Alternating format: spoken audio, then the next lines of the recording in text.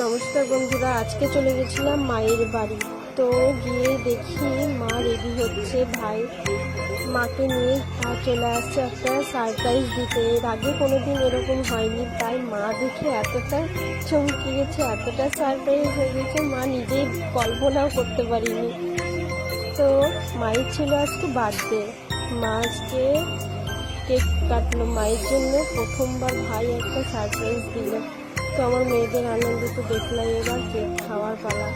তারপর ভাই বললো তোদের জন্য কিছু নিয়ে আসি, তো আমি বললাম এগুলো নিয়ে একটু সবাইকে সার্ভ করলাম, নিজেও একটু খেয়ে নিলাম। এবার কোল্ড ড্রিঙ্কস সার্ভ করলাম, কোল্ড ড্রিঙ্কসের একটু খেয়ে নিচ্ছি। তারপর সবাইকে দিলাম, দেখো সবাই খাচ্ছে উঠে। তো সবাইকে দিয়ে মা বাড়ি চলে এলাম, মাকে টাটা বাই বাই করে। তো ভিডিওটা কেমন লাগলো তোমরা বলো।